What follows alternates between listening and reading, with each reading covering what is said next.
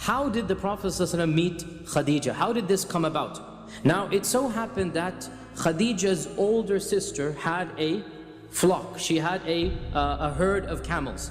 And her older sister hired the Prophet Muhammad ﷺ to take their flock out and to graze them outside of Mecca. And she hired two people. We don't have the name of the other person. The Prophet ﷺ and another young man. After the Prophet ﷺ had finished the grazing, they had to go back into town in order to collect their wages. So the young man that was with the Prophet ﷺ, and at this age the Prophet ﷺ is probably 23, 24 years old. The young man that was with him said, now that we're done, come let's go and ask our wages from Khadijah's sister. So the Prophet ﷺ said, why don't you go on my behalf, because I am too shy to go, because she's a woman. So the person came to Khadijah's sister, and it so happened that Khadijah was in her house at that time. And he asked for his wages. Khadijah said, where is Muhammad? He also has earned half of the wage. Where is Muhammad? So the man said he was too shy to come and ask it from you. And so at this, Khadijah's older sister said that I have not seen any man who is more shy and more noble and more honorable and more chaste in his interactions, because she's interacting with him because she's a woman, so she knows he's lowering his gaze, he's acting in a very elegant manner. So she says, I have never seen any man more, and then she kept on praising the Prophet ﷺ. And the narrator of this report says, this was the first time Khadijah heard of his name in such a manner. And just like in any human being, that when a person is praised in such a manner, something entered her heart, because he's being praised in such a noble manner. And eventually, later on in the year, Khadijah had to send her own caravan to Syria. And Khadijah owned a lot of wealth, but because she's a woman, she cannot go herself to do it. And so every single time she has to hire a businessman. So when she heard this praise about the Prophet Muhammad ﷺ, she decided, why don't I choose this young man? So she sent a message to the Prophet ﷺ, why don't you take charge of my caravan? The Prophet ﷺ went to Abu Talib and said, oh my uncle, Khadijah has sent me such and such an offer, what do you think? And so Abu Talib basically said that, oh my nephew, Khadijah is well known to be the richest woman, and this is definitely much better than the job that you're doing now. You're going to get inshallah good sustenance. Allah has blessed you with this opportunity. Do not say no to her. And so the Prophet ﷺ said yes, and Khadijah sent one of her servants along as well to him, and the Prophet ﷺ took the caravan to the city of Busra.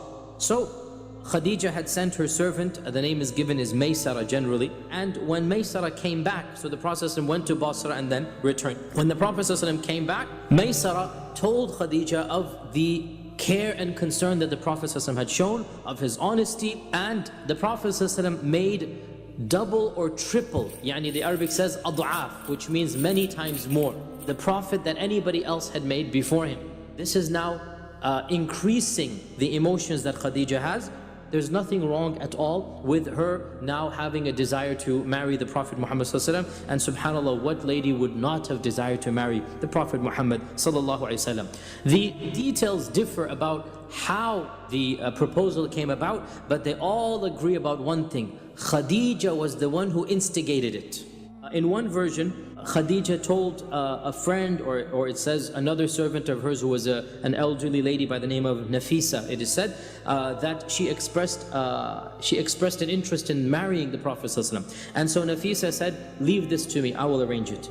And so she visited the Prophet ﷺ, and she was an elderly lady, and she said that, oh Muhammad ﷺ, again he's not a prophet at this time, oh Muhammad ﷺ, why don't you get married?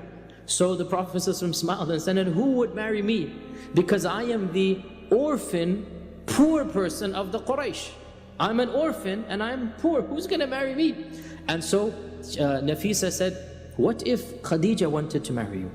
What if Khadijah? So she's not saying Khadijah is sending me, but it's there, what if my master, what if my friend Khadijah wanted to marry you?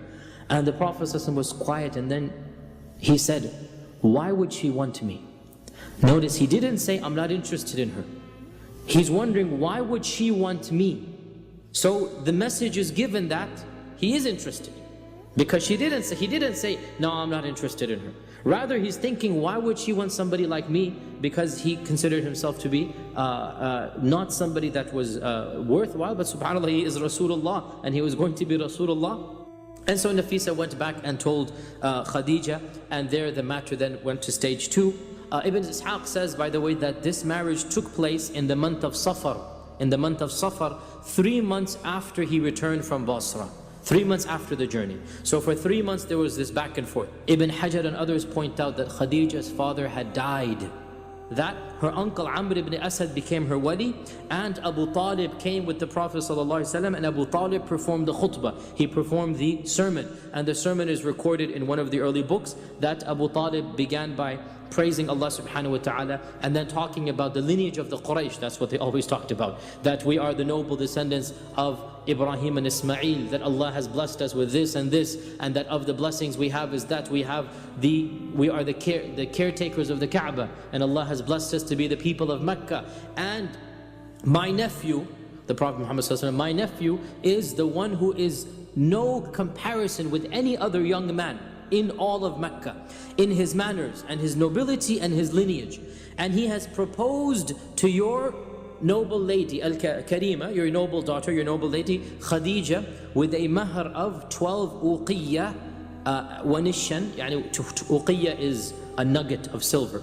So 12 nuggets of silver with a little bit of coins of silver as well.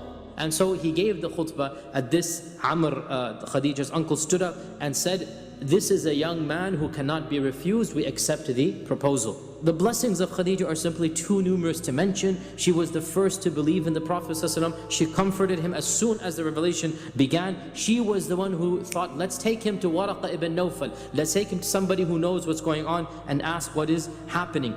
She was the only one whom Jibreel would come in the household of Khadijah. He would not enter any other household, any other wife's house. Any other wife's house he would not enter later on. Aisha, Salama, no one. He only entered the house of Khadijah.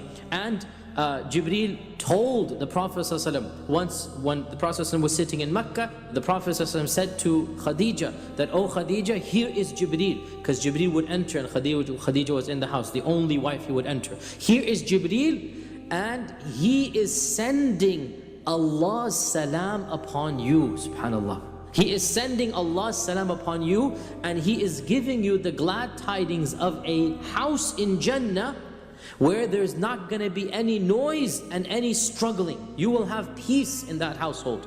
And so Khadijah responded that, Inna Allah huwa as-salam. Allah is as-salam.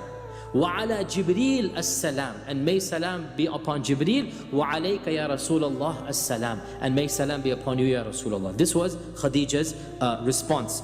We had already said that Khadijah had been married twice before. From her first marriage, she had a son named Hala. Hala accepted Islam eventually and lived a noble life with the Prophet Muhammad sallallahu alaihi wasallam.